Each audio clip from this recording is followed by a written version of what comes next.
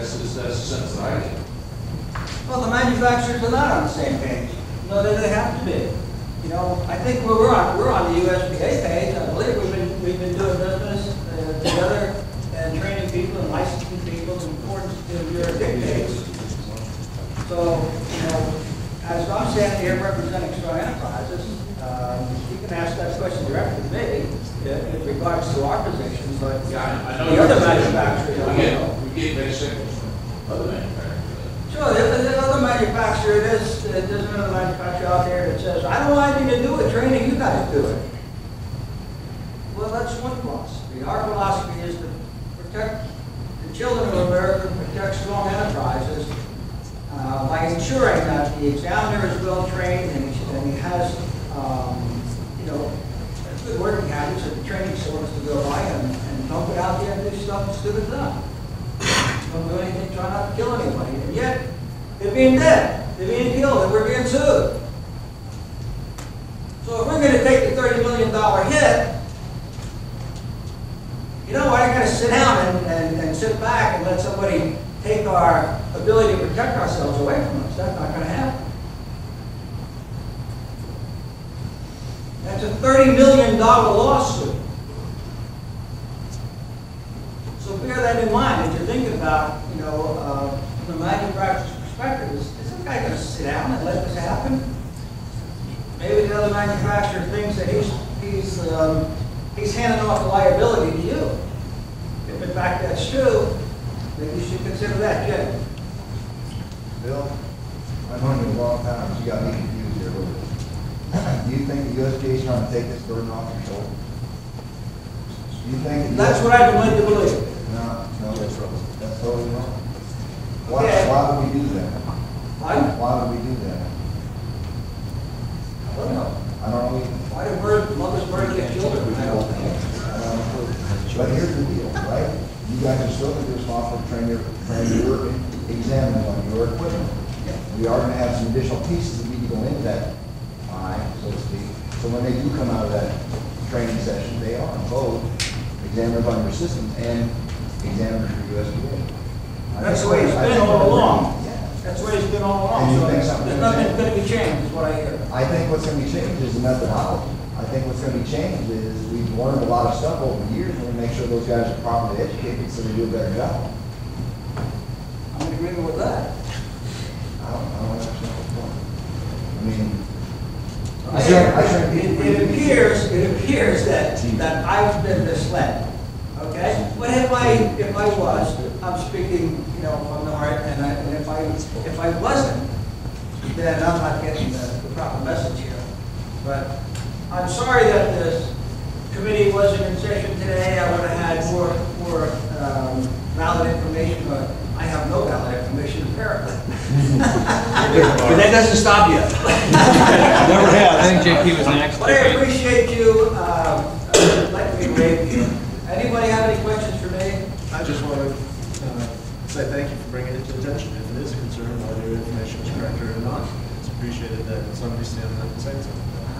Also, I wanted to ask Todd, you're head of Safety and Training Committee. Is that meeting going to be a closed forum tomorrow? Or is it going to be Not as far as, well, we'll see what happens, but I don't foresee it going to be a closed meeting. Will the gallery be permitted to go? Yes, there may be some issues, but for the most part, it should be okay. BJ, Did you get this? I'm done, no, please BJ. tell someone else. Did you get this information on an online forum, or where did this come from? I never go on that drop zone thing. There's plenty of forums. Never go there. But I had people talk to me. Was it board members or examiners in the field? I mean, it sounds like there's a potential issue that I don't think is I can't there. give up my sources. Mr. Turok. Mr. Turok. Thank you. Representing several members of the gallery, we would like to know what the resolution was of the closed session meetings that we cooled our heels for over 7 hours for. I would love to be able to tell you. We got a new director out of it eventually. There are 2 reportable items that will be in the minutes. Nah, that's easy way out. But what I will do is introduce you to Mr. Adam Beagle, USPA's attorney. I knew I couldn't remain anonymous. Sooner or later. And I do defer to, and by the way, my name is Adam Beagle, and I'm with the law firm of Alston and Bird in Atlanta, Georgia. We were counsel. We've been counsel to USPA for the past couple of years, and are now providing advice and direction at USPA on a variety of issues.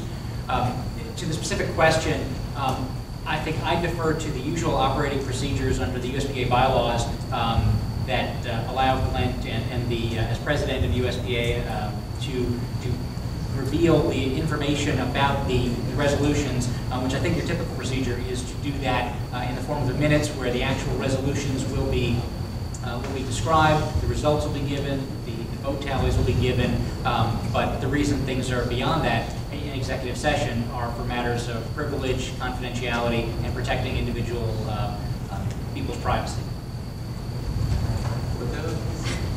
He said he's not telling you. Can we not say what's on Thank you for translating. Say that. No, I thought that the question was a little bit more detailed than what it really was. There was an action that was initiated based on a current ongoing litigation, and as a result of that action, a motion to remove for cause was defeated.